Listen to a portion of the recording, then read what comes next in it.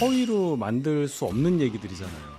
이제 6개월 있다가 줬다는 얘기는 받을 의사가 확실히 있었다는 거 아닙니까? 그럼 민주당 내부에서 이런 얘기들에 대해서 대단히 둔감했지 않았느냐라는 공격은 충분히 가능하죠. 한심한 얘기죠. 뭡니까 이게? 이 둘만일까 그러면? 정말 강선우, 김병기 뿐이었을까?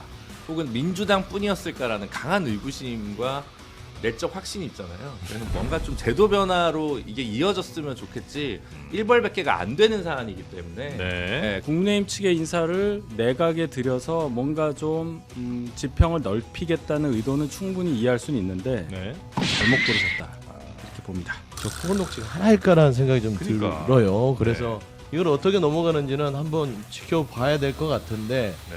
그냥 심심한 사과 정도 해서는 안 될 것 같고 조은호 구청장이 사실상 갑자기 다크호스로 떠오른 거 아닙니까? 네. 근데 경쟁력이 이렇게 아주 우수하게 나왔어요. 그러면 오세훈 시장은 사실상 5선 도전입니다. 그렇잖아요. 5선. 네. 직업이 서울시장이었어요. 네. 근데 그동안 뭘 했냐라고 이제 반문하기 시작하는 거죠. 당동력 때리기에 이제 오세훈 시장이 나선 거고 이대로는 선거 진다, 중도 합당성 없다라고 네. 당연한 판단을 하는 거죠. 네. 순수성이 떨어져. 늦었다. 진즉했었어야지. 이제 선거 코앞에 다가오니까 그러니까 참 순수하잖아요. 뭐가 순수해? 선거용이라는 단순한 거지. 순수하게 아니라 투명함이라고 단순한 거. 한없이 가벼운 시사 토크쇼 장르만 여의도 2026년 1월 2일 금요일 순서 시작하겠습니다. 반갑습니다. 조영진이고요. 보통 다른 방송들은 오늘 새해 인사들 하던데 저희는 어제 라이브를 또 했기 때문에 굳이 더하지 않겠습니다. 네, 오늘은 1월 2일 금요일이고요.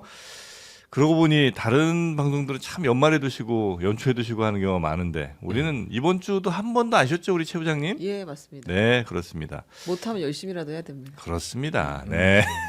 그래서 대화가 예. 같이 뭔가 하네요. 뭐 되게 근면성실한 대화 같은데 좀 어떻게 보면 우울한 것 같아. 아, 왜요? 아니 뭐 실력이 없으면 열심히라도 해야 아, 우리는 이 아니야, 닫고 아니야. 기름치고 조이는 정신을 항상 아, 갖고 네. 있어요. 오늘 부회장님 오셨기 때문에 아버지 오셨어? 아까 밑에서 발언하시던데 우리는 구조적 위기에 직면해 있다. 못 봤어. 이상한 소리 좀 하지 마세요. 자, 오늘 함께 해주실 분들 바로 소개해 드립니다. 더불어민주당 서용주 전 상금 부대변인님 어서 오십시오. 안녕하십니까. 네. 어떻게 요 뒤에 붙는 거는 괜찮을까요? 이제 아무래도 뭘 무슨 붙이려고? 뭐 소장 이런 거보다는 더불어민주당 당적을 말씀드리는 게 좋겠죠. 제가 마지막 상근부 대변인이에요. 그렇죠, 그렇죠. 그 민주당에서 상근부 대변인이 저를 마지막으로 사라졌습니다. 네, 왜 사라졌는지도 한번 생각해 보시고요. 윤희석 국민의힘 전 대변인님 어서 오십시오. 저는 전무후무한 선임 대변인이었어요. 맞아, 선임 맞아. 대변인. 네. 어디에도 없었어. 그것도 역시 없어졌죠. 우리 민주당이 없죠, 우리 그건. 민주당이 쓰고 있어요. 선임 대변인, 아, 그래요? 부대변인, 선임 부대변인. 그럼 저한테 물어보고 쓰셔야죠. 내가 안 썼어. 알겠습니다. 당했었어. 전무후무들 두 분 계시고요. 그리고 김준우 변호사님 어서 오십시오. 드디어 넉 달째입니다. 오, 네. 축하드립니다. 실력 오래 잘하시네. 버티네. 오래 버텼습니다. 올해 최다 출연자입니다. 아, 그러네. 고맙습니다. 김준우 어제 변호사님. 오늘 출연해서 예, 상 받으셨죠, 그래서. 네. 네. 자, 그리고 최윤경 기자님 어서 오시고요. 네, 안녕하십니까? 네, 반갑습니다. 자, 그러면 오늘도 뉴스들이 좀 있는데 일단 새해니까 또 새해에 어울린 뉴스부터 좀 가볼까요?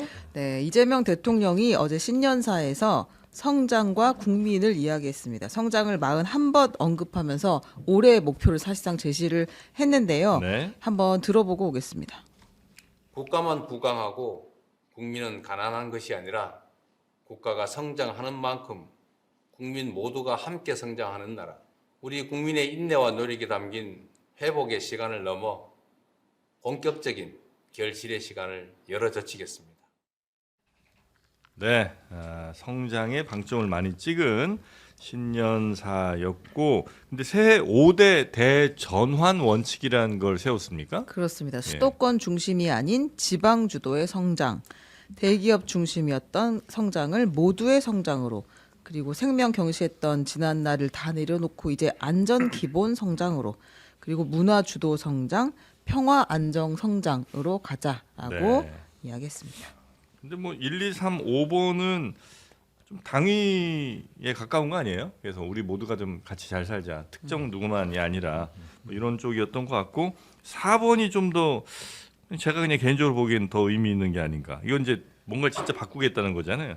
이제 그 동안의 성장이 상품 주도였다면 이제 좀 문화 쪽으로 K컬처 뭐 이런 거에 이제 힘을 좀 많이 주신 것 같고 나머지는 당연히 이제 우리가 가야 될 길인데 그동안 너무 어려워서 못 갔던 뭐 이런 것들에 대해서 다시 이제 힘을 좀 주시는 것 같다는 느낌이 좀 듭니다. 요건 어떻게 좀 뭐 평가를 살짝 들어볼까요? 그러니까 성장이라는 부분들이 이재명 정부 들어서 가장 중요하게 생각했던 실용주의. 네. 그거를 조금 더 말하자면 국가 원동력의 구체적인 사안으로 좀 뭐 표현한 거라고 봐야겠죠. 네. 그러니까 저는 이 성장의 동력 자체를 이념이 아니라 실용으로 잡은 것 같아요. 그래서 인사도 이제 진보 보수를 다 어울리는 그런 인사들을 했고 발언도 계속해서 새해 들어서 모두의 대통령이 되겠다. 모두의 대통령이 안 되면 성장할 수 없다. 뭐 그런 것들을 방점을 찍는 것이고 네. 저는 이 5가지의 발언보다는 최근에 대통령이 신년사에서 밝혔던 그러니까 예를 들면 경제 수도, 행정 수도, 해양 수도 이걸 3축으로 대한민국을 나누는 그런 큰 구상 자체가 이게 이제 사실상 이 5가지가 뒷받침해 주는 게 아닌가. 네, 그래서 네, 이제 수도권 중심의 행정을 중부권에 있어 세종으로 옮기고 그다음에 부산 쪽에 어떤 해양 수도를 건설함으로써 대한민국이 8개의 심장으로 뛰는 걸로 만들겠다. 좀 구체적이에요. 뭐 지난 정부 얘기는 이제 하기 싫고요. 네. 새해 들어서 지난 정부에서는 이념에 거의 그냥 사로잡혀서 어떤 성장이 없었다면 이재명 실용이다. 정부는 실용. 네. 알겠습니다. 혹시 뭐 덧붙이시? 네. 그러니까 작년에 윤석열 대통령 신년사는 없었잖아요. 없었던 것 같아요. 그렇죠. 때가 때인지라. 예, 네. 그래서 2년 전 걸 한번 봤거든요. 네. 근데 그때 사실 그때가 어떤 때냐면 윤석열 대통령이 딱 하나 제가 생각하기에 바른 말을 한 때예요. 2024년. 23년이지. 3년. 아니 4년이지 4년. 24년 1월. 그렇죠. 24년 1월. 그때가 뭐냐면 노동연금 교육개혁이 필요하다고 말만 하고 아무것도 한 게 없는 때거든요. 근데 그 말까지는 맞는 말이었는데 네. 그거를 강조했었어요, 사실은. 근데 제가 유심히 본 게 그게 사실은 여야 진보 보수할 거 없이 다 필요하다고 보는 거고 이재명 대통령도 11월에 6대 개혁하면서 그 세 개에다가 규제 개혁, 공공 개혁, 그다음 금융 개혁까지 얹었었거든요. 그래서 이 6대 개혁으로 가나 하는데 이번에 약간 틀어가지고 5가지 성장 전략으로 나가서 네. 6대 개혁으로 가면 너무 디테일해지니까 약간 조금 더 넓은 축으로 이 개념을 다시 재정립하지 않았나 이런 게 좀 눈여겨 보이는 거고 네. 해양수도 행정수도 얘기는 지방선거용이죠. 네, 그거는 뭐 그거대로 네.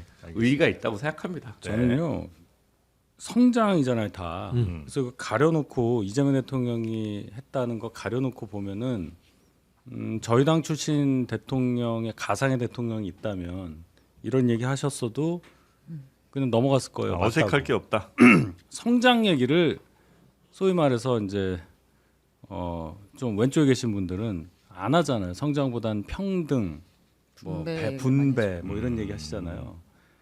근데 이제 성장 위주로 하시니까 역시 말씀하신 대로 네. 실용을 말씀하시는데 방점을 뒀다. 저는 굉장히 환영하고 여기에는 내용이 빠졌지만 그건 뭔 소리인지 모르겠어요. 고용 중심에서 창업 중심 그게 있더라고요.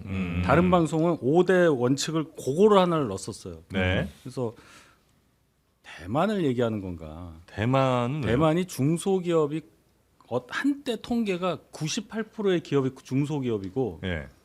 대기업이 거의 없고, 네. 그러니까 우리 기억하는 거 TSMC 정도 있잖아요.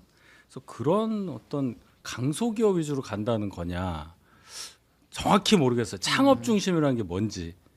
그래서 그거는 좀 설명이 필요할 것 같아요. 왜냐면 이제 고용이 사실상 이제 인공지능 시대가 이제 왔다고 본다면 고용이 더 이상 늘지 않을 거라고 판단하고 이제는 그래서 어딘가에 고용되는 것보다는 스스로 뭔가 일을 만들어내는 쪽으로 좀 가야 된다 이런 거 아닐까요? 자영업 또는 뭐 이렇게 가는 건데 네. 자영업자 비중은 또 많아요 우리가. 이 청년 창업가 그다음에 새로운 구별을 해야 기업, 된다는 얘기예요. 네, 들을 좀 새로 만들 수 있고 만들었다가 실패하더라도 다시 일어날 수 있게 토대를 만들겠다 이런 취지로 이야기를 했는데 그러니까 이거는 스타트업 굉장히 벤처 큰 이런 얘기지. 것들. 큰 얘기니까 네. 어떻게 한 건지 잘 못 잘 알아듣겠더라고. 와닿진 않았다는 말씀이신 것 근데 그게 같고요. 국부펀드 얘기하면서 네. 좀 여기저기 옛날 벤처 때처럼 다시 한번 젊은 세대에서 뭐 이렇게 창업하는 붐을 좀 만들겠다 그런 것 같아요. 다 의대 가고 이런 세상보다는 조금 그렇게 해야 더 미래가 있는 거 아니냐 그런 취지에서는 뭐 저는 뭐 할 수 있는 얘기라고 생각합니다. 네.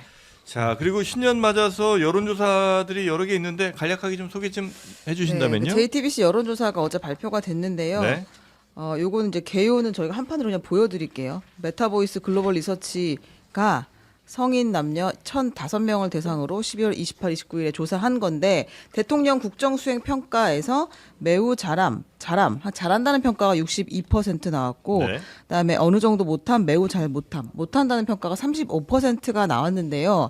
요거는 이제 뭐 대략 대부분의 그 조사에서 비슷하게 흐름이 나오는 것 같아요. 그리고 대통령 국정 운영 지지율도 늘 비슷하게 나왔는데 좀 재밌는 포인트가 있습니다. 20대에서 잘한다 평가가 46%, 잘 못한다 평가가 51% 나왔어요. 네. 그러니까 다른 연령대들은 전부 다 잘한다가 더 많이 나왔고 뭐 특히나 40대, 50대에서는 78, 75 정도로 압도적으로 나왔는데 네. 20대가 가장 평가를 박하게 내렸다라는 결과가 나왔습니다. 네, 이건 뭐 당 지지랑 비슷한 거 아닌가?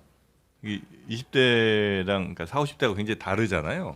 뭐 그거랑 좀 비슷하게 나온 건 아닌가 하는 생각도 좀 들긴 하는데 20대들이 이렇게 박하게 해준 이유는 뭐라고 보십니까? 뭐 조금 이념적으로 네. 사실 세대가 구분이 돼 있는 것 같아요. 네. 그러니까 20대, 70대가 사실 조금 보수화되고 있다는 부분들은 우리가 부인할 수 없는 것 같고 사실 저는 주목하는 것들이 20대에 조금 진보 진영이나 민주당에서 공을 들여야 된다.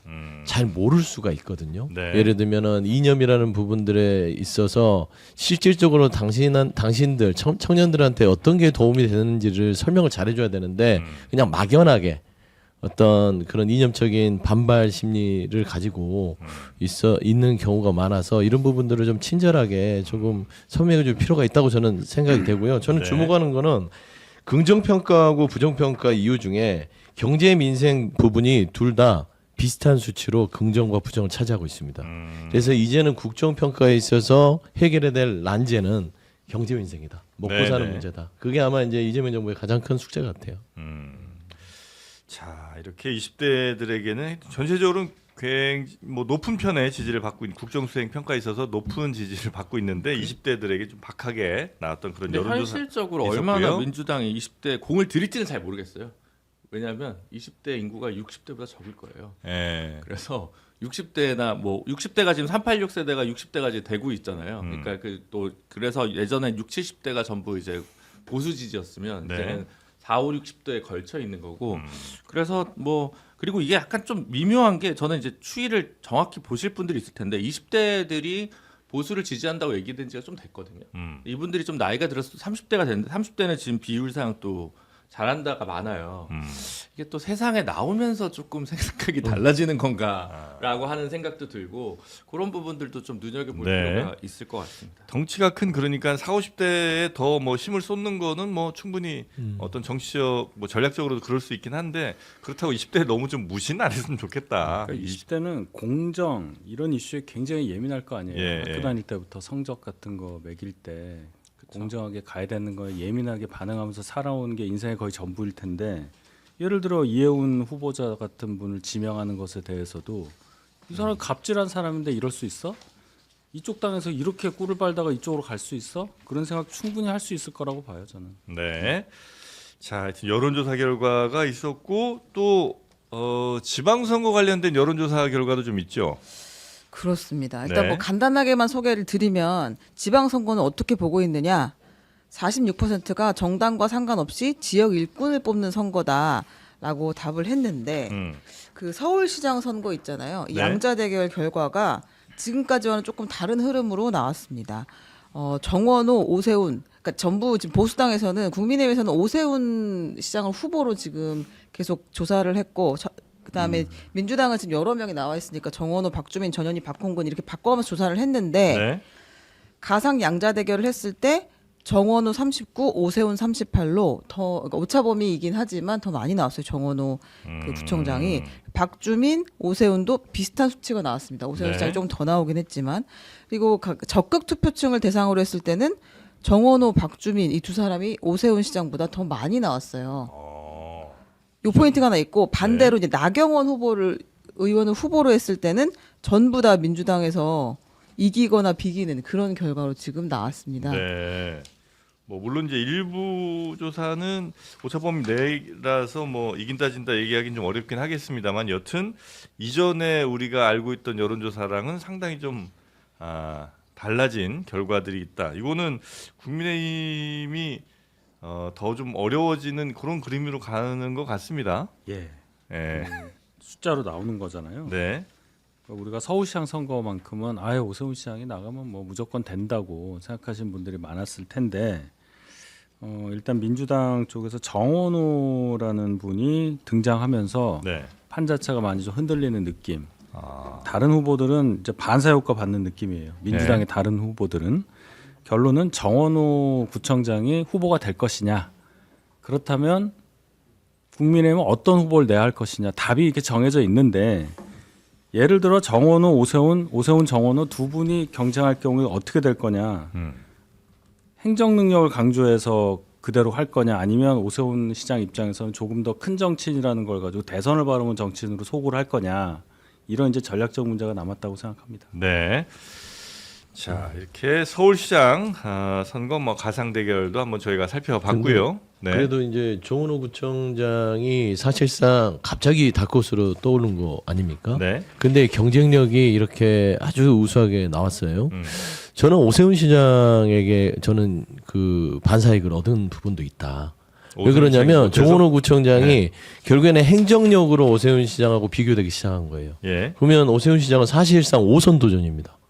그렇잖아요. 5선. 네. 직업이 서울시장이었어요. 예. 근데 그동안 뭘 했냐라고 이제 반문하기 시작한 거죠. 정원호 구청장은 3선을 하면서 송동구뿐만 아니라 그 지역에 있는 다른 구에 많은 주민들한테도 일 잘한다라는 평가를 받았으니 오세훈 시장은 뭐 한강버스, 종묘 논란, 그 다음에 강남의 종부세에 대한 오락가락 네. 정책들. 그러니까 행정적으로 당신 5선을 시켜줘봤자 뭐 할 게 없을 것 같은데 지난 4선 동안 별로 그렇게 눈에 띄는 게 없어. 이런 평가들이 이제 조금씩 오세훈 시장에게 오기 시작한 게 아닌가. 저는 좀 그런 포인트를 좀 봤으면 좋겠어요. 저는 이제 지금 보면 정원호 구청장이 민주당 지지층에서는 확실히 이제 앞서 나가는 게 뚜렷하게 보이거든요. 이제 이 여론조사만 있는 게 아니라 되게 많잖아요. 근데 여론조사에 따라서는 사실은 오세훈 시장이 조금 더 앞서는 여론조사도 있고 또 정원호 후보보다 박주민 후보가 조금 더 강세인 여론조사 결과도 있습니다. 네. 그래서 사실 나머지 후보군들 같은 경우는 뭐 김민석 총리를 예외로 한다면 사실은 조금 레이스는 둘 중으로 하나로 좀 이제 뭐랄까 압축된 거 아니냐라고 하는 부분은 확실히 좀 보여지는 것 같고 박주민 정원호로. 네. 그다음에 이제 근데 국민의힘 같은 경우는 어쨌든 저쨌든 본선 경쟁력 관련해서 서영주 대변인님 그 분석에 동의하더라도 당심은 계속 나경원 아니야라고 하는 부분 네. 그게 이게 중요한 것 같아요. 어떻게 될지가 제일 중요하지 않을까 둘 싶어요. 다 그런 것 같아요. 근데 민주당에서도 아니 그렇다면 정말 정원호, 박주민, 뭐 김민석 중에서 누가 결정이 될 거야. 그다음에 국민의힘에서도 뭐 오세훈 그 시장이 그래도 조금 더 숫자가 나오는 것 같은데 정말 후보가 될 수 있는 건 맞아? 이게 사실은 관건인 것 같아요. 국민의힘에서는 오세훈 아닌 선택이라면 뭐 나경원 의원 윤희석 고맙습니다. 네. 왜 그래서 오늘? 예, 근데 그러니까 그 두 분 말고 다른 데는 지금 현재는 없어 보이는 거죠? 그렇게 봅니다. 예, 아. 물론 다른 분들 이제 희망하시는 분들이 있죠. 예. 근데 일단 현실적으로는? 그래도 현실적으로 볼 때는 그 두 분 중에 한 분이 된다고 봐야 되겠죠. 네. 후보가. 누가 유리한 거예요? 그건 저희가 아직 룰이 룰에 따라 달라요. 확실히. 5대 5가 지금 룰인데요. 네. 민심 당심. 이걸 그러니까 당심 7 민심 3으로 바꾸겠다는 게 나경원 지방자치 선거 뭐 대책위원장 그 분의 이제 생각인데 그게 7대 3으로 구현될지는 사실 좀 불투명해요. 예, 많은 의원분들이 그거는 좀 과하다고 말씀하시는 것 같고 그럼 5대 5라고 전제할 경우에 그럼 오세훈 시장이 100% 후보가 될 거냐? 그것도 잘 봐야 될 걸로 보여요. 왜냐하면 좀 시간이 되긴 했지만 4년 전에 저희가 4.7 재보궐 선거할 때 네. 서울시장 후보 할 때 저희 당께 준결승이었어요. 준결승이 안철수와의 단일화, 결승이 박영선과의 본선거 이렇게 볼 때 준결승 4명을 했는데 그때 룰이 100% 여론조사였어요. 나경원, 오세훈, 나경원, 조은희 또 한 분 이렇게 4명이었거든요. 근데 거기에는 역선택 방지 조항이 없었어요. 지금 역선택 방지 조항이 있잖아요. 어느 당 지지하십니까? 먼저 물어보고. 예. 근데 그게 없는 상태. 그러니까 오세훈 시장에게 좀 유리하다고 볼 수 있는 룰이잖아요. 근데도 5.3%밖에 못 이겼어요. 오세훈 시장이 당선이 되긴 했는데 후보로 네. 당 후보로. 그러면 지금은 어떠냐? 역선택 방지 조항이 들어가면 오세훈 시장이 이기는 폭이 이긴다 하더라도 더 준다고 볼 수밖에 없잖아요. 그렇죠? 거기에 당원이 50%가 더 들어간다. 그럼 당원 비율이 민심하고 같으냐? 그러면 그럴 텐데 당원의 생각이 민심하고 좀 다르잖아요. 저희 당이. 많이 다르죠. 많이 다른 것 같아요. 많이 다르죠. 제가 조심해서 얘기하고 있어요. 네. 그럼 이게 어떻게 될 거냐? 이렇게 이제 생각을 해봐야죠. 당에서는 확실히 당원분들은 나경원 의원을 많이 좋아하시요 나경원 의원은 당에 고정표가 있어요. 네, 있습니다. 그래요? 이준석, 나경원 21년도 전당대회에도 당심은 나경원 후보가 이겼어요. 그런 걸 우리가 봐야 돼요. 나경원 의원은 당 사람들에게 그러니까 어떤 이미지예요? 밖에서 보면 또 모를 수 있으니까 안에서 또 뭔가 강점이 있으니까 이렇게 지지가 고정적으로 많이 나오겠죠. 기본적으로 당원에게 친숙하죠. 정치 활동 20년 넘게 했기 때문에 친숙하고 친숙은 우리도 친숙하긴 한데 친숙이 어떻게 친숙하냐가 중요하지 않아요? 나쁘게 친숙이 나쁘다 그거보다도 어쨌든 당원들이 열광할 수 있는 여러 가지 자산을 갖고 있잖아요. 기본적으로 굉장히 친숙하고 예, 제가 굳이 얘기하지 않아요. 그리고 이제 여러 굉장히 강하게 또 어필됐던 모습들이 기억에 또 남아 있고 그리고 당을 위해 헌신했다는 이미지도 분명히 있는 것이고 당을 위해 헌신이요. 그렇죠. 원내대표도 했고 빠르도 누웠잖아요. 들었고. 빠루 들고. 빠루 얘기를 본인 안 늘었다고. 그러니까 하지. 본인은 투자인을 좀 많이 그 빠루는 우리 게 아니었다는 얘기고 그렇다. 우리 게 주장 아니었다. 거였어. 예. 당에서 대표적으로 민주당과 어떤 싸움을 하는 데 대척점에서 있어서 싸웠다. 앞장서서 하신 부분이 많다 해서 당원들에게는 적어도 명태균 때문에 지난번에 후보가 못 됐다는 억울함 뭐 이런 동정 결혼 이런 건 있나요? 그럴 잘 매기시네. 아닙니다. 여튼 그런 의미로 옆에 진행자를 갖다 놓으면 어떡해. 보조 그래서 진행입니다. 보조 진행. 이번 경선 후보 경선에서는 결과를 알기가 매우 어려운 상황이다. 네, 그렇게 이해하도록 하겠습니다. 민주당도 근데 되게 박 터지는 상황인 것 그래요? 같아요. 아니 정말 치열하다. 박주민이 터진다는 얘기는 아니야 아니죠. 아니야 무슨 말이에요? 박주민, 민주당 박용진, 박홍근이 다 터진다는 얘기예요. 그러면 굉장히 치열하다. 진짜 치열하다 여기도. 치열하긴 한데 제가 봐서는 여론조사에 김민석 총리를 넣은 거는 조금 그 오류가 있다.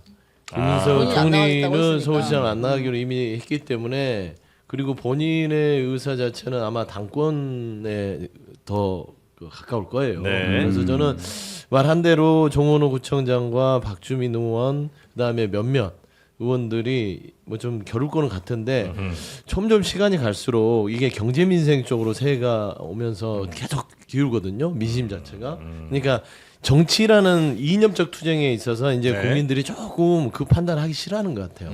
저는 그래서 이제 별로 터질 건 없지 않을까라는 전제에서 알겠습니다. 터질 건 없다. 뭐 붙여서 하나만 전달을 네. 하면 그 오세훈 시장이 국민의힘 신년 인사회에서 그 자신의 수치를 본인도 계속 확인을 하고 있을 거 아니에요. 좀 답답했던 것인지 뭐 난처했던 것인지 모르겠으나 그 이제 계엄을 합리화하거나 옹호하는 듯한 발언은 더 이상 우리 당에서 나오지 않았으면 합니다. 당 대표께서 기다려 달라는 말씀을 많이 하셨는데요. 이제 기다릴 만큼 기다렸다. 참을 만큼 참았다. 그만 좀 하셔라 예, 이제. 얘기를 했습니다. 나 죽겠다. 엄청 이제 세게 얘기를 SNS에도 쓰고 신년 할애회에서도 그런 얘기를 한 걸 보면 네. 장동혁 때리기에 이제 오세훈 시장이 나선 거고 아. 이대로는 선거 진다 중도 확장성 없다라고 네. 당연한 판단을 하는 거죠. 예. 이제 이렇게 나서면 이제 그 따라오는 사람들이 좀 더 생기겠죠. 그래서 7대 3으로 되면 오세훈 시장이 불리할 수 있는 거예요. 그러니까 이제 짠물 당원들은요. 오세훈 시장 이런 발언들은 해당 행위입니다. 당성이 부족한 거예요. 그러면 7대 3으로 선거가 바뀌면 무조건 떨어져요. 근데 어차피 오세훈 시장 같은 경우는 이런 흐름이라면 본인이 후보가 돼도 쉽지 않다라는 네. 판단에 결국에는 이제 입을 연 건데 늦어도 너무 늦었어요. 순수성이 떨어져. 늦었다. 진즉했었어야 이제 선거 코앞에 다가오니까 그러니까 참 순수하잖아요. 뭐가 순수해요? 선거용이라는 단순한 거지. 순수하게 아니라 투명함이라고 단순한 아, 거. 그래요? 서울 당원들은 좀 다른 성향이 있어요. 그래서 서울시장 위원장도 배현진 의원이 된 거고 각 당협에서 대의원을 뽑아서 한 거거든요. 이제 그런 것도 있고 그다음에 오세훈 시장 어제 말씀은 전체적인 큰 그림에서 본선 당연히 생각해서 한 말씀일 수도 있는데 예. 룰 바꾸면 안 된다는 당 내부를 향한 본인의 호소라고 볼 수도 있어요.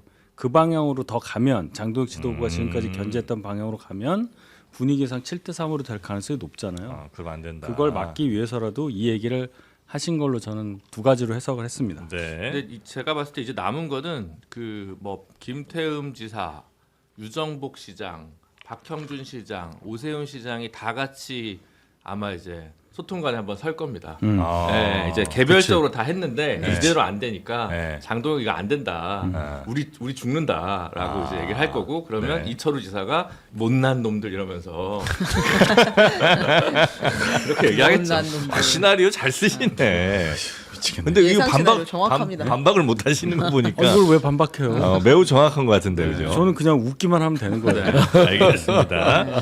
자, 하여튼 김준우 변호사의 시나리오대로 가는지 한번 보도록 하고요. 다음은 하나만 소식 짧은 거 네네. 전할게요. 그 윤석열 전 대통령 드디어 이제 내란 우두머리 혐의 재판이 마무리가 되었습니다. 그래서 1월 9일에 구형을 하고요. 아마 2월 중에는 선고를 할 것으로 보입니다. 네, 1월 9일 구형이요. 네. 일주일 후네요. 이때는 그 두 개 중에 하나일 거 아니에요, 그죠? 사형을 구형하거나 무기징역을 구형하거나 할 것으로 예상은 되나 뭐 또 그것도 알 수 없는 일이죠. 근데 특검에서는 사형을 구형할 수밖에 없죠. 왜냐하면 특검에서는? 예, 그렇죠. 이게 사초를 쓰는 심정이면 지금 현재 전혀 반성하지도 않고 망상 속에서 본인의 어떤 내란 행위에 대해서 저렇게 아주 거의 경악스러운 얘기들을 끝까지 하는데 어떻게 무기징역을 구형하겠어요? 사형을 구형하지. 무기징역 아닌 사형일 것이다. 사형입니다. 네. 저는 그렇게는 안 보고. 네. 왜냐하면 전두환이 사형이었거든요. 네. 근데 전두환은 사람 너무 죽였어요. 네. 네, 그래서 손속에 약간 차이를 둘 수 있다. 무기징역으로. 그때 노태우 전 대통령 무기징역이었죠. 그렇죠. 네. 근데 그 선고된 거는 노태우 대통령은 22년인가? 하여튼 그렇게 됐는데 그 혐의가 그리고 그거 말고도 엄청 많이 붙었단 말이에요. 네. 여러 가지 한꺼번에 재판에. 그래서 아주 법리적으로는 요걸 내란 기수로 볼 거냐 내란 미수로 볼 거냐에 따라서 마지막에 선고형이 무기징역보다 조금 더 감형될 가능성을 배제할 수는 없어요. 네. 예, 근데 이제 구형을 하거나 선고를 할 때 선례를 볼 거란 말이야. 양형 기준표라는 건 내란은 없잖아요. 예, 없는데. 양형 기준. 근데 이제 선례라는 게 전두환인데 네. 전두환은 그렇게 사람을 죽였는데 요거보다는 좀 차이 나는 거 아니냐. 그래서 무기징역이나 무기금고로 갈 가능성이 있다. 아니 민주주의라는 그런 그 이게 살아 있다라고 할 수는 없어서 민주주의를 죽이냐 마냐의 문제라면 민주주의도 살인을 당한 거예요. 그 내란 우두머리에게. 그러니까 양면을 학살한 건 전두환은 사람이 아닌 거죠. 그건 비교 대상 아닌 것 같아요. 네. 그러니까 민주주의를 살해한 그런 행위를 저질렀기 때문에 당연히 이거는 사형이 구형될 수밖에 없다. 저는 뭐 이제 선고에 대해서 모르겠으나 최소한 특검은 어떤 그 당사자의 행위에 대해서는 네. 사형을 구형하는 게 구형은 당연한 사형을 거 해야 아니겠냐 된다. 싶어요. 네. 아니, 저는 그냥 법원이 어떻게 볼 거냐. 이제 그 변호사들이나 법률가들이 보통 그런 것들을 판단하는 네. 그거에 대한 분석을 드린 거지. 네. 네. 자, 그러면 민주당으로 가보겠습니다. 네, 민주당이 어젯밤 긴급 최고위원회의를 열고 공천 헌금 의혹에 연루된 강선우 의원을 제명했습니다. 앞서 강선우 의원이 탈당계를 냈는데 낸 지 1시간 만에 급하게 제명을 한 거예요. 아마 이건 민주당 내부에 뭔가 확실하게 제명할 만한 사유가 확보가 됐다라고 봐야 될 것 같은데 네. 이제 오늘 보도들을 확인을 해보면 강선우 의원은 원래 나는 그 나의 지역구에 있는 그 시의원 공천에는 관여할 수가 없게 되어 있었다. 당시 공관위원이었기 때문에라고 주장했으나 실제로 확인해 보니 김경 서울시의원을 단수 공천 주자라고 당시 공관위에서 발언을 했던 것으로 네, 확인이 된 겁니다. 본인이 권한도 없는데 그 일도 한 거예요. 원래는 이제 공관위원일 경우에 자기 지역구는 빠지는 걸로 되어 그래야 있다고 되겠죠. 이해관계가 주장을 좀 있을 했는데 테니까. 실제로는 그렇게 하지 않았다. 그 부적절한 행위들이 굉장히 많은데 하여튼 가장 강하게 와닿는 건 역시 1억 수수 이 부분이겠죠. 근데 1억 수수에 대해서는 강선우 의원은 하여튼 자기는 받은 적이 없고 그 보좌관이 받았는데 돌려주라고 지시했고 돌아간 것까지 확인했다는 게 강선우 의원 입장인 거죠. 네, 그렇습니다. 네. 요거는 근데 같다고 보기가 매우 어려운 상황 아닙니까? 어딜 가요? 그러니까 1억 원이 다시 그 구의원에게 갔다고 보기가 시의원에게 갔다고 보기가 매우 어려운 상황은 아니에요? 1억 원이 증발됐어요. 그들의 주장에 따르면 네. 어디 있는지 아무도 몰라요. 준 사람 받은 사람 아무도 안 받았다고 하고 둥둥 떠다니는데 네. 사실 이제 법률적 대응이지 사실관계에 대한 부인인 것 같아요. 그러니까 이들의 주장 때문에 이게 사실이냐 맞냐 틀린다 우리가 넘어갈 게 없이 네. 주고 받은 거는 녹취를 통해서 이미 우리는 확인할 수 있어요. 그렇죠. 그렇기 때문에 법률적 대응을 하는 김경시 의원이나 강선호 의원에 대한 그런 뭐 입장들 네. 별로 분석할 의미가 없다. 아, 저는 그건 뭐 생각합니다. 분석한 의미도 예. 별로 없다. 네. 강선우 의원은 이제 이렇게 되면 임기 중에 아마 수사를 봤죠? 받고 네. 의원직이 박탈될 가능성은 어떻게 보십니까? 그거는 이제 아직 뭐 재판이 네. 끌고 끄니까 보통 아. 네, 1심, 2심, 3심 끌어가지고 끝까지 끌 거 아닙니까? 네. 네, 그러니까 실제로 정치 생명은 끝났다고 봐야 되고 정치 생명 끝났지만 의원직 박탈을 세비는 하긴- 받아갈 거다. 세비는 받아갈 거다. 네. 역시 방송 잘해요. 아, 뭐 의견이 전혀 없으신 것 같고요. 무슨 말을 하려고 그러는데 다 해버려서. 아니, 첫 번째 관문은 아마 이제 구속 여부가 되겠죠. 여기서 이제 구속 네. 수사하면서. 예. 요 1억 원이기 정도로 때문에. 네. 사실은 우리가 볼 때 굉장히 명확해 보이긴 하잖아요. 그렇죠. 요 정도면 구속 사유가 될 것 될수 같긴 있죠. 한데. 네. 충분하죠. 충분히 그렇죠. 될수 있죠. 1억이면 뇌물로 치면 엄청난 거 아니에요? 그리고 본인이 계속 부인하고 있기 때문에 그렇지. 네. 증거인멸 우려나 뭐 이런 것들 해명도 있어서. 거짓이고. 네. 그런 거로 봐서는 그러면 이제 만약에 영장이 청구됐을 때 민주당에서 체포동의안을 어떻게 할 거냐. 그게 문제가 있을 텐데 어떻게 생각하세요? 무조건 통과되겠죠. 이거는 이제 그 정청래 대표도 얘기를 했고 네. 저도 여러 차례 얘기를 했으나 이거는 민주당뿐만 아니라 정치권에서는 존재해서는 안 되는 행위들입니다. 그러니까 이런 행위를 하는 정치인은 퇴출시켜야 돼요. 정치판에서. 네. 그렇기 때문에 저는 이런 부분에 있어서 고민할 여지는 민주당 내에 없다. 그리고 정청래 대표도 지휘관을 막론하고 엄중하게 이 부분에서는 처리할 것이다 했기 때문에 네. 체포동의안 갖고 뭐 고민할 이유도 없는 거고 저는 좀 더 나아가서 국회 윤리를 통해서 저는 의원직을 계속 유지해야 되는 부분도 저는 더 강력하게 좀 고민해야 될 게 아닌가 싶어요. 말씀한 대로 예. 국민들이 계속해서 요구할 거 아니에요. 구속돼서도 세비 받아가고 결국에는 그 기한 동안은 의원직을 유지하고 라고 했을 때는 이거는 지역에 있는 유권자들에게 대한 또 도의도 아니지 않을까라는 생각까지 하게 되는 네. 그런 행태다. 그래서 웬만해서는 제가 조금 손속에 정을 두려고 했는데 너무 네. 경악스러운 상황이라서 그렇게까지 생각이 되더라고요. 어쨌든 이게 빨리 제명한 건 잘한 건데요. 네. 근데 이제 여기서 이제 민주당 국회의원들 일부가 좀 싫어할 그럴 얘기를 정청래 대표가 저는 해야 된다고 생각을 해요. 올해 지방선거에 단수 공천 따윈 없다. 네, 재발 방지를 경선이다. 위해서 네. 한 점의 의혹도 없이 단수 공천은 없다. 그냥 뭐 경선 무조건 보장하겠다라고 하던 얘기를 정확하게 좀 더 투명하게 해서 이런 일이 반복되지 않도록 하는 쇄신안을 굉장히 강하게 내야 됩니다. 네. 그러면 현역 의원들이 싫어하죠. 지금 다 안배해놓고 약속해놓은 선수들이 있는데 예, 지난번에 선거 도와주고 뭐 하고 아니면 우리 내 밑에 있던 보좌관 지금 여기 서울시 의원 뭐 경기도 의원 내리기로 했는데 뭐 등등 여러 가지가 있습니다만 그거를 지금 이거 어떻게 재발 방지를 어떻게 할 거냐 그 부분에 대해서 분명한 답을 내야 된다고 저는 생각을 하거든요. 네. 그게 중요하죠. 근데 이게 당에서는 아예 몰랐나? 예를 들면 김병기 의원은 당연히 알았을 거고, 뭐 당연히 알았던 거고요. 그리고 당 지도부 내지는 공관위에 있던 뭐 의원들이나 다른 사람들은 이 말이 안 새 나갔을 근데 이게 지금 네. 당 내에서 조사를 하는 것이 아니라 수사 단계로 넘어갔잖아요. 네. 그럼 이제 수사하는 과정에선 당연히 공관위에서 그때 누가 알고 있었느냐, 누가 몰랐느냐. 근데 이렇게 강선우 의원이 단수 공천 줬으면 좋겠다라는 취지의 이야기를 했을 때 그걸 오케이 한 사람들은 누구냐. 그러니까 그 얘기가 아마 조사가 될 거예요. 근데 이제 네. 지금까지 나온 바로는 그 김병기 의원은 그 당시 공관위에서 갑자기 빠졌다는 거예요. 그날 그거 마지막 결정할 회의에. 때 마지막에 불참을 했다는 네. 거예요. 그러니까 본인은 끝까지 살기 위해 도망을 간 것이고 난 알고 있으니까. 근데 그럼 거기 있는 다른 사람들이 모르고 결정을 했든 아니면은 뭐 읍소를 통해서 뭐 결정을 바꿨든 이 뭔가 있을 텐데. 그거가 수사가 되면 강선우에서만 끝나지는 않을 것 같다라는 이제 생각이. 근데 본인들이 잘 모를 수도 있어요.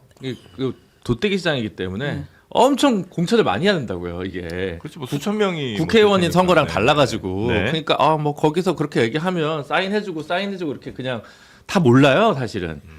그 한 몇십만 이상이나 뭐 군수 선거, 기초단체장 선거까지는 그래도 이렇게 눈이 좀 가고 시도당에서 가는데 네. 시의원, 군의원, 뭐 기초의원까지는 사실은 좀 그냥 지역 위원장인 국회의원이 왕이죠. 네.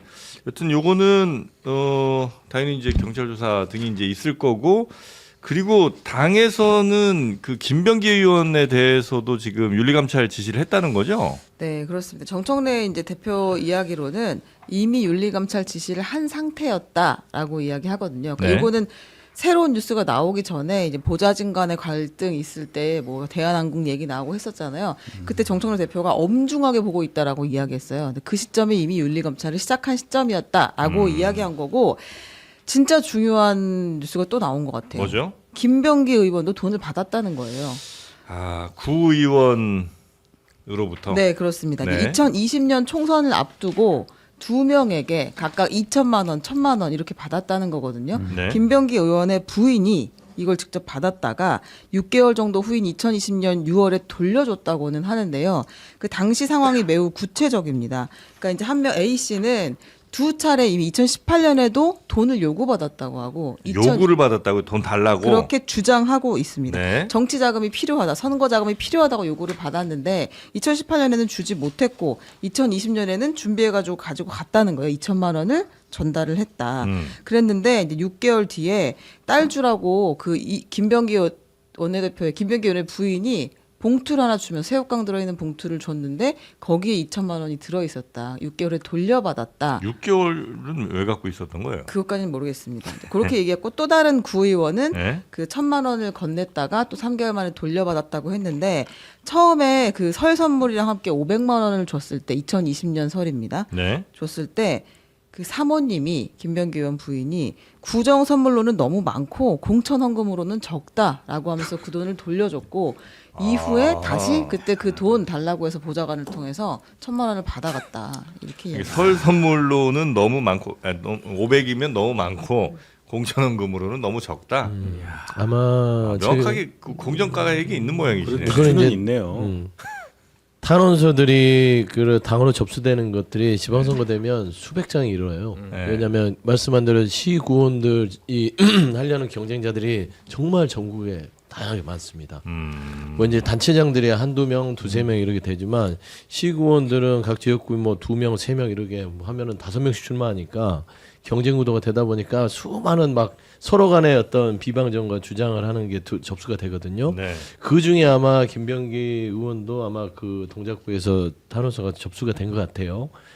근데 사실 보면은 제가 김병기 의원이 직접 받았는지 그 부인이 관여된 건지에 대해서는 좀 구분을 해야 될 부분이 있을 것 같고, 예. 그러니까 네. 예, 그러니까 부인이 직접 또 왜냐하면 지난번 보좌진과의 민망한 상황이 있을 때도 또 부인 얘기가 좀 나오잖아요. 김병기 의원의 네. 예, 고의장의 어떤 뭐 업무 카드를 사적으로 썼다든지 예.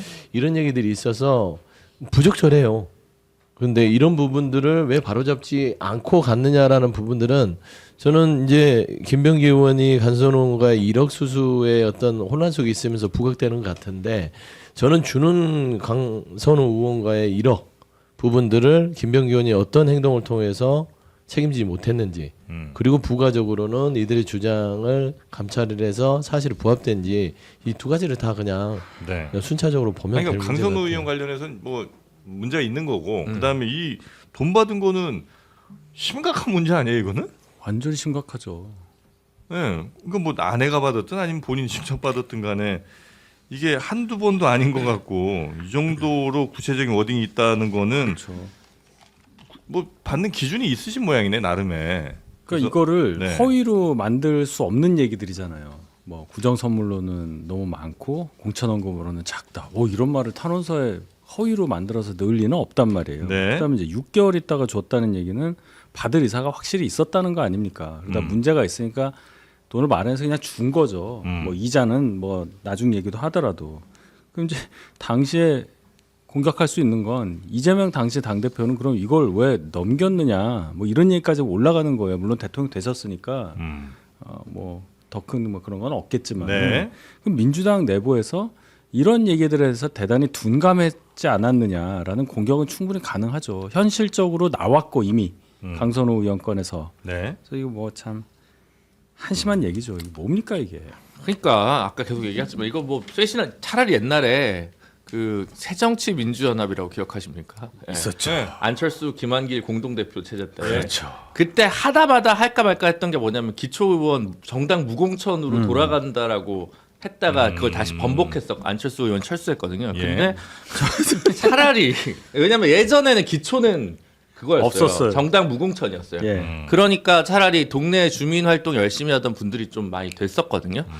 뭐 차라리 그렇게 가든가 이거는 진짜 뿌리 뽑을 수 있을까? 물론 이게 지금 이제 우리 서영주 대변인은 조심스러운 게 이게 또 일방적인 주장일 수도 있지 않냐. 이 부분은 아직 사실관계가 좀 더 확인이 필요한 거 아니냐라고 하는 맥락에서 이해하는 건 뭐 이해할 수 있는데 네. 왠지 횡행했을 것 같은 예감적인 예감이 있잖아요. 예.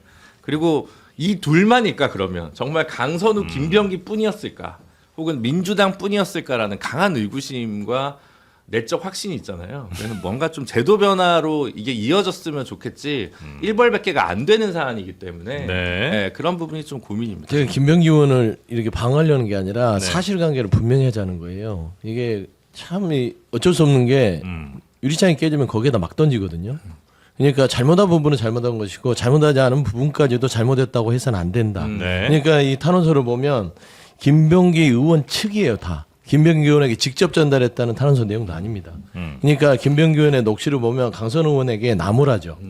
그리고 왜 나한테 이걸 알려서 날 엮었냐. 그걸 불을 태우든지 던지고 오든지 그리고 다른 사람한테 알리지 말고 나한테만 하고 다른 사람 통해서 하지 마라. 왜냐하면 이걸 들은 사람도 곤란해질 수 있다. 이런 녹취가 나와요. 김병기 의원에. 근데 그게 본인이 아니, 난 녹음한 거라. 아니 녹음을 했는데 결국에는 본인 스스로 거기에 대해서 향후엔 공천을 취소하자는 컷오프도 얘기를 했잖아요. 그러니까 의심을 하려면 끝이 없죠. 이거를 본인이 이거를 그 빠져나가기 위해서 녹음을 했다. 이건 아직 사실 확인되지 않은 팩트잖아요. 네. 근데 결과적으로 김병기 의원에게 책임을 묻는 거는 그때 그러겠으면 간사하면 컷오프를 시키고 했어야죠. 강력하게 책임을 져야 되는 그걸 네. 못했으니까 저는 그 책임을 져야 된다고 얘기하는 거예요. 네. 그러니까 돈을 뭐 같이 받으려고 모의한 건 아니다. 그리고 이 부분에 대해서도 김병기 의원 측이나 김병기 의원의 배우자가 관련이 돼 있을 수도 있고 네. 아니면 직접적으로 이 사실을 나중에 알게 돼서 돌려줄 수도 있으니까 이거는 사실관계가 명확히 김병기 의원의 행위에 대해서 나온 뒤에 얘기를 하는 게 맞지 않겠냐 싶어요. 적어도 배우자에겐 나왔잖아요. 일단은 집으로 갔어요. 두 차례 다 네. 주장은 집에 직접 가서 드렸다고 얘기를 그러니까 하긴 했습니다. 이건 네. 뭐 방어하기가 어렵다고 봐요. 자, 김병기 그리고 강선우 의원 관련된 지금 뉴스들 좀 전해드렸고요. 그리고 이해운 기획예산처 장관 후보자 네. 또 계속 뉴스 나옵니다. 네, 이걸 저희가 어제 이제 자세히는 못했는데 한번 들어보고 와서 이야기하겠습니다. 아유, 네가 판단하지 말라는 얘기를 내가 도대체 몇 번을 더 해야 알아듣니? 너 대한민국말 못 알아들어? 국어 못하니? 기사 검색해서 보고해라. 도대체 얼마나 더 얘기를 해야 네 머리에는 그게 이해가 되니? 너 뭐 IQ 한 자리야? 의원님께서 뭐 연합 같은 거 이제 처음에 보고하고 그거 그대로 받아쓴 건 아니에요. 기사는 보고할 필요 없는데 이게 지금 똑같은 기사니? 그냥 이름만 들어간 거는 보고 안 했어요. 야! 내가 정말 널 죽였으면 좋겠다. 입이라고 그게 터졌다고 그냥 막 네 맘대로 그러고 떠서? 너 머리는 판단하는 머리 아니야. 너 판단하지 마. 네가 무슨 판단을 해? 네가 무슨. 그냥 판단하지 마 너는. 똑바로 알아들어? 판단하지 마. 네, 아무튼 뭐 자신의 네. 이름이 언급된 언론 기사를 보고하지 않았다는 이유로 인턴은 이제 수위 높은 발언을 질책을 했고 이거에 대해서 이해운 후보자가 상처받은 분께 진심으로 사과드리고 깊이 반성한다는 말씀을 전해드린다라고 이야기했습니다. 이제서요. 한 8년 전 녹취죠 이게. 2017년이니까 대략 한 8년 정도 네. 아마 된 것 같은데 사과를 좀 일찍 좀 했으면 좋았을 텐데 그동안 이 사람 아니 다른 사람들은 또 얼마나 눈물을 흘리면서 그 일들을 했을지. 근데 이런 거는 그 인성의 문제를 우리가 거론하지 않을 수 없는 거 아닙니까? 이 정도는 물론 의원들이 뭐 갑질하는 거 많이 또 우리가 보긴 했습니다만 이 정도 얘기를 할 수 있어요? 사람 앞에 두고? 좀 들어본 적이 없어서. 그러니까 이런 거는 기본적으로 공적인 자리를 맡아도 되느냐는 의문부터 얘기하잖아요. 뭐 네. 정파적인 뭐 이념이나 이런 거는 둘째치고 가네. 그러면 예를 들어 장관이 되면 기획예산처에 계신 분들은 그럼 이분이랑 어떻게 일을 할 거예요? 판단을 하지 말라는데 그럼 뭐를 하라는 거예요 도대체? 뭐만 하면은 뭐 머리가 어땠네, 뭐 IQ가 어땠네 이런 얘기하고. 아니, 본인은 얼마나 IQ 높은데 이렇게 그러니까 기본적으로 본인은 굉장히 나는 두뇌가 뛰어나고 내 판단은 오류가 없는데 나를 못 따라오는 사람들이 내 옆에 있으니 내가 정말 곤란하다 뭐 이 얘기 아닙니까? 네. 그럼 혼자 일해야죠. 창업을 하셔야지. 아까 이재명 대통령 말씀처럼. 네. 그래서 대단히 부적절하고 이재명 대통령이 누구의 추천으로 이분을 지명했는지 모르지만 저희 당에서 가셨다고 제가 이런 얘기 하는 게 아니라 기획예산처 관련한 일에 있어서 전문성만 따진다면 이분보다 훨씬 더 전문적인 분들이 많을 겁니다. 이분이 박사 따고 KDI 연구원에서 경제적인 일을 중점적으로 했었던 시절은 지금부터 20년이 훨씬 더 전 얘기예요. 그 20년 이후 얘기는 그냥 정치한 거예요, 정치. 네. 그러면 예를 들어 어떤 상임위원회에 소속돼 있다고 전문성을 가지고 있냐에 대해서 우리가 어떤 면에서는 코웃음 치는 경우도 있어요. 그러니까 이거는 국민의힘 측의 인사를 내각에 들여서 뭔가 좀 지평을 넓히겠다는 의도는 충분히 이해할 수는 있는데 네. 잘못 고르셨다 이렇게 봅니다. 의도는 좋았으나 사람을 잘못 골랐다. 예. 네. 사람을 잘못 고르는 거야 뭐 책임질 수는 없는 거죠. 겉으로 봤을 때는 그래도 국민의힘이 쓸만하니까 의원도 시키고 지역위원장도 시켰던 거 아니겠어요?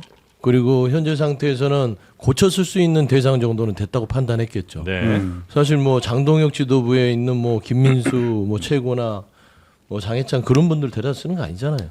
데려가세요. 아니 그러니까 결국에는 제발.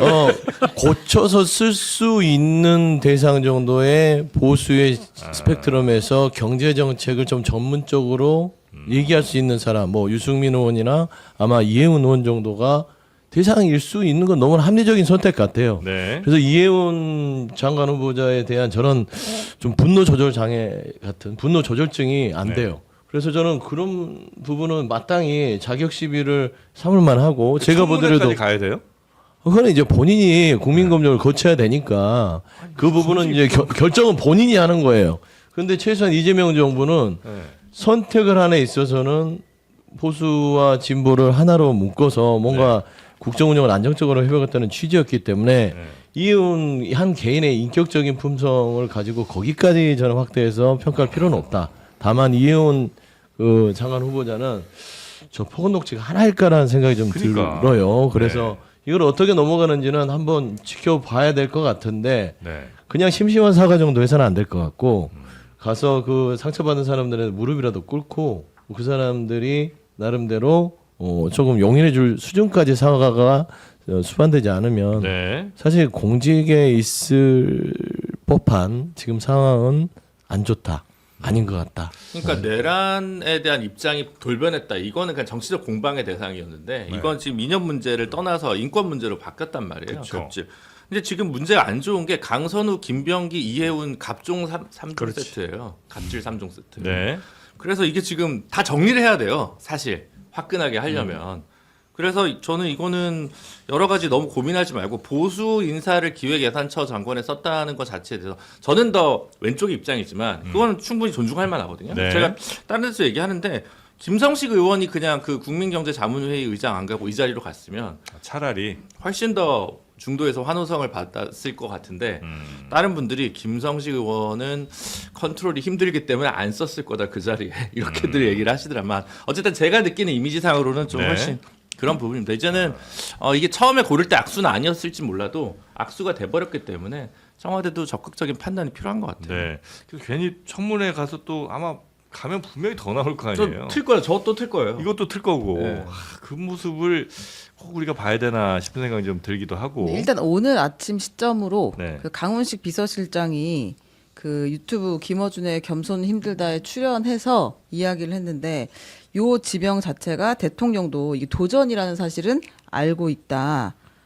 그렇게 하면서 그래도 더 많은 국민과 함께 할 수 있어야 하고 잡탕이 아닌 무지개를 만들어야 하는 거 아니냐라고 얘기하시면서 요거를 결정을 했다. 청문회까지는 일단 가겠다는 아, 그래요? 의지를 보였습니다.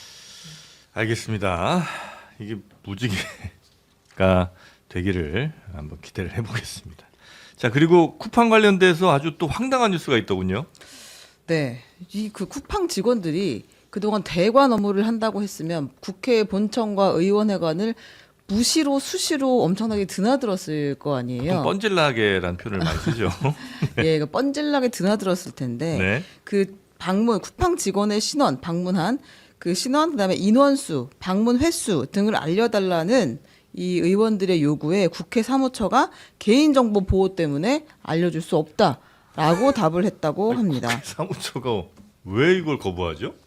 아니 개인 법이 세서 네. 혹시나 불법 행위가 될 수가 있단 말이에요. 이 행정 행위가. 그러니까 이 개인정보 관련된 무조건 안 된다고 하는 거예요. 어디든지 간에. 아니 그러니까 그 국회에 네. 어떤 사람들이 대관 업무를 위해서 몇 번 왔다 갔다 했는지 이 일을 출입 밝혀내는 기록을? 게 이게 이걸 알려주는 게 불법일 수 법이 있다고요? 너무 세서 그 안에 개인정보가 들어가야 되잖아요. 네. 그것을 해도 된다는 명시적인 규정이 없는 거예요. 네. 그러니까 일단 너가 이 일 때문에 괜히 업무 협조하다가 어떻게 될 것 같으니까 그냥 무조건 막아버리는 거예요.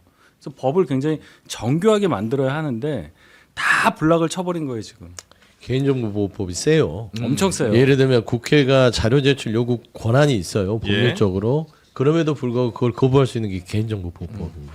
아 근데 쿠팡이 개인정보를 지금 3,300만 개를 아니, 그러니까 그러니까 이제 우리가 국회 사무처 입장에서. 왕따 사무처 쌤이- 입장에서 얘기를 하는 거지. 네. 이제 감정적으로는 그거를 왜 개인정보보호법에 있어서 그거를 와. 안 줘. 말이 돼. 이건데 이게 절차라는 게 있는 거 아니겠어요? 그래서 이 부분은 수사 영역으로 넘어가도 굉장히 이게 굉장히 빡빡하게 풀어서 확인할 수 있는 수사로 하면 상황이라서. 되죠. 이제 그러니까. 수사를 하거나 국정조사를 하면 되는 거고. 영장 받아서. 예. 일반적인 경우는 좀 어려운 부분이 있죠. 개인 사항 특정 때문에. 그러니까 이걸 만약 법적으로 문제 삼을 사람들이 누구예요? 그 쿠팡 왔다 갔다 한 대관 직원들. 주인이 그럴 수가 그 있잖아요. 사람들이 왜 네. 내가 왔다 갔다 한 거 알려줬냐 이렇게 네. 얘기할 수 나는 있다는 직원으로서 간 건데 내 개인정보까지 나와가지고 나를 이렇게 괴롭혀. 이러면 충분히 소송할 수 있잖아요. 거죠. 아니 쿠팡 뭐 특정인을 하지 않고 쿠팡에서 몇 명 왔는지 몇 번이나 왔는지 그러니까 그렇게 추려서 하면 될 수 있을 것 같다는 생각이 저도 들거든요. 그래요? 그러니까 예를 들면 뭐 5명이 뭐 어느 기간 동안 몇 번을 했다. 누군지도 안 알려주고. 그쵸, 인적사항을 얘기 안 하면 인적사항을 되는 빼고 거잖아요. 주면 되는데. 네. 그렇죠. 그러니까 그건 이제 네. 사무처 직원들이 약간 공무원 한 거죠. 그러니까 민주당이 이런 시기가 없어요. 여당인데 의석수가 엄청 많아. 대통령 임기 초반이야. 그러면 법을 마음대로 할 수 있잖아요. 이런 좀 고쳐주셔야지. 근데 다만 하셔야지. 우리 서영주 대변인도 아시겠지만 제가 알기로는 저는 보좌진 안 해봤지만 보좌진 출신들도 그 출입증이 따로 나오잖아요. 1년간인가? 있죠. 네, 있어요. 있어요. 그거 안 적을걸요? 적지 않을걸요? 이렇게 따로 아니에요. 보좌진을 띠카운트 그 하잖아요. 저기 띠카운트를 사직하면 1년간이니까 주도 아닙니다. 바로 아니에요. 만나면 바로 반납이에요. 반환해야 돼요. 아니, 그거는. 그걸 바로 실했었는데 반납이에요. 보좌진 아니, 안 저는 그렇습니다. 보좌진 그걸 안 안 써도 받아들여요. 알아요. 안 받아들였어요. 없어. 예, 예. 아, 이게 네. 왜냐면은 빼야 국회가 1급 보안시설이기 때문에 아무리 그래도 지금 주는 사람들은 이제 의원 출신, 헌정회 소속 뭐 이런 분들은 주되 그리고 근속 20년 이상 한 사람들에게는 출입을 그쵸. 하게 해줍니다. 그러니까 20년 이상. 20년 이상. 아, 일단 그리고 제 어디 주변에 그런 사람들이 있어서 이제 나이가 들다 보니까 이제 제가 어느 의원실 많이 출입했는지 정도는 일단 좀 알려줬으면 좋겠어요. 그렇죠. 왜냐하면 이게 지금 그러니까 이 사람들이 공무로 자기들은 간 거잖아요. 그래서 회사의 일을 위해서 간 것이고 지금 개인 채용경이 간 게 아니라 이제 쿠팡 직원 채용경이 들어간 것이니까 어느 의원실을 갔는지를 알아야 우리가 로비 대상이 누구였는지를 알 수 있을 텐데 그 통계 정도는 나와줘야지 이거를 이게 왜 개인 정보일까요? 이게 우리 집 현관 번호까지 쿠팡은 알고 있는데 저는 이게 이해가 잘 안 돼요. 네. 근데 국회 사무처에서는 뭐 국정조사 등에서 이제 의결하면 그게 이제 공개 가능하다 이렇게 아마 그렇죠. 답변을 했던 네. 모양이군요. 그러니까. 네, 빨리 이건 뭐 국정조사 빨리 하면 되죠. 네, 의결해야죠. 양당 모두 한다는 거 아니에요? 국정조사. 근데 이제 국민의힘이 안 들어와요. 쿠팡 그 연석 청문회. 그거는 국정조사 할 때 들어가겠다고 얘기를 했기 때문에. 근데 그 전에는 국민의힘이 국정조사 하자니까 민주당은 청문회부터 하자고. 그렇죠. 그러니까 우리 이거 들어와도 굉장히 우리 좋아하시네. 들어와도 투명인가 지급하고 고소 알아서 하면 되잖아요. 투명인가 아닌 것처럼 행동하면 되죠. 아니 이거 의결 안 할 거예요? 의견하죠. 그러니까 그거 빨리 하시라고. 그러니까요. 그러니까 청문회도 이게 연석으로 각 상임위에서 하는데 국민의힘이 안 들어와요. 근데 이게 지금 쿠팡이 여야 따질 문제가 아니잖아요. 네. 청문회에서 내용 파악하고 네. 내용을 파악한 상태에서 국정조사로 넘어가는 게 수순인데 네. 뭐 청문회는 안 되고 국정조사는 되고 이게 좀 이게 말도 안 되는 소리. 혹시 이건 제 그냥 아주 그 편협한 의심인데 편협한 쿠팡 관련된 의원들이 이건 하면 안 된다고 이렇게 하는 건 아니겠죠? 그건 나도 모르죠. 대범한 지적입니다. 그런 분석이 있죠. 왜냐하면 청문회 한 번 했는데 청문회를 또 하냐라고 하는 얘기가 있었고, 그래서 조금 미뤘나? 왜냐하면 국정조사를 하면 동행명령을 할 수가 있고 예. 출석을 안 하면 거기에 대한 또 법적 과징금이나 책임일 법적 수 책임이 있고. 있기 때문에 예. 거의 비슷한 것 같지만 조금 다른 지점이 그거거든요. 민주당은 국정조사를 무조건 한다는 계획이에요. 네. 지금은 양쪽 다 한다는 계획이니까 조만간 할 것 같습니다. 네. 저희 이런 의심은 말이 안 되는 얘기라고 제발 판정이 좀 났으면 좋겠고요. 그리고 끝으로 하나만 더 전해주실까요? 네, 그 정보통신망법 개정안, 허위정보처벌법 우리가 사실 얘기를 많이 못했어요. 계속 마지막 이슈로 넣어놔가지고 못했는데 통과가 됐고 이제 그 대통령 국무회의에서도 통과가 됐습니다. 이게 이제 미국 국무부가 이 정보통신망법 개정안에 대해서 심각한 우려를 표한다라는 공식적 입장을 냈어요. 뭐라고 이야기했냐면 네. 이 한국의 네트워크법 개정안은 플랫폼의 처벌 회피를 위한 사전 검열을 요구함으로써 국경을 넘어 표현의 자유를 검열하고 위협하는 글로벌 규제 흐름을 조장할 위험이 있다. 우리는 새 법률의 조치가 한국 내에서 그리고 국제적으로 표현의 자유에 부정적 영향을 미치지 않도록 한국이 신중히 검토할 것을 촉구한다. 이렇게 강한 입장을 냈습니다. 그러니까 허위 조작 정보 근절법 같은 것들이 표현의 자유를 제약할 수 있다. 네. 아니고 이게 자율 규제 아닌 자율 규제를 하도록 돼 있어요. 그래서 투명성 보고서 같은 걸 내도록 강제하고 있거든요. 네. 이 법에서. 그러면 이제 구글이나 메타나 이런 데서는 돈 써야 되는 거예요. 그 플랫폼 기업들이 네. 얘기하세요.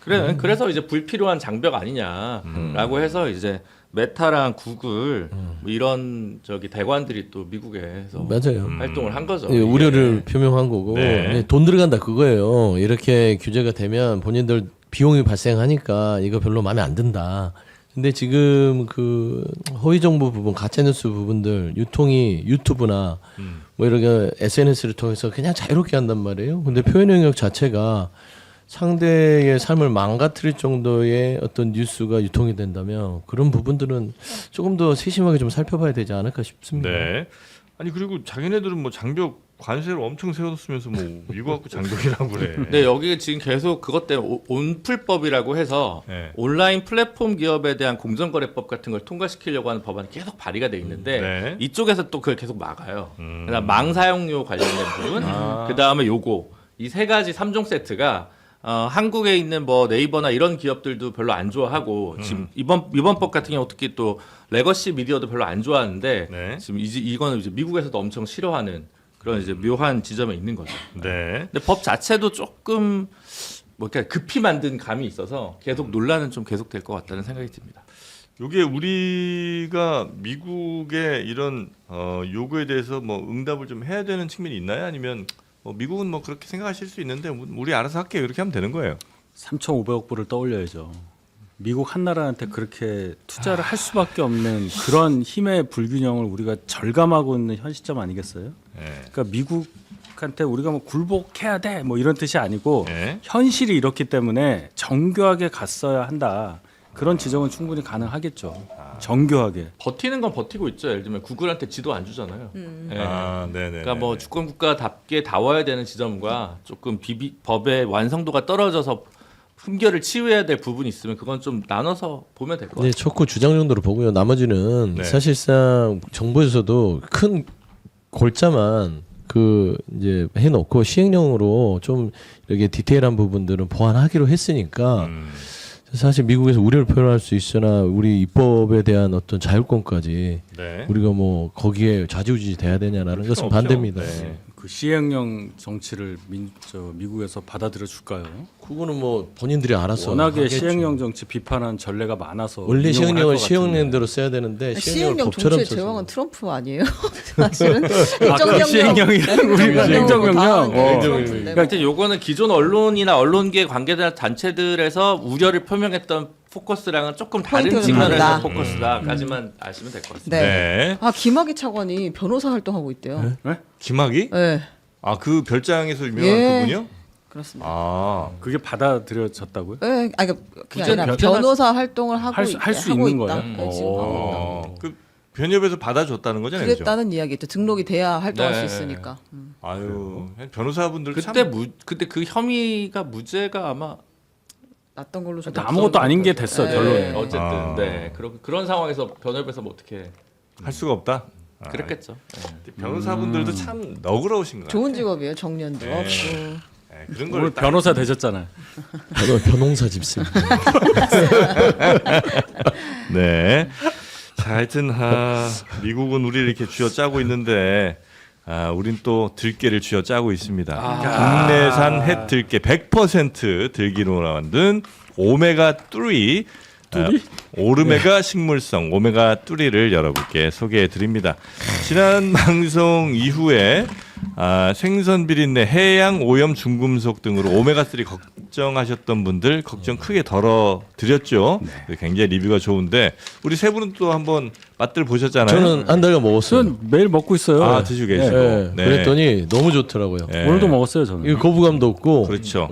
속도 편해지고 위에서 올라오는 거 없고요. 전혀 없어요. 네. 그게 좀 역하죠. 근데 이건 안 그래요. 요건 안 그렇잖아요. 고소하잖아요, 네, 그냥. 고소해요. 제가 한번 밥을 비벼 먹으려고 했는데 허위 조작 정보에 대해서 허가할 이유가 이래서 있는 거야.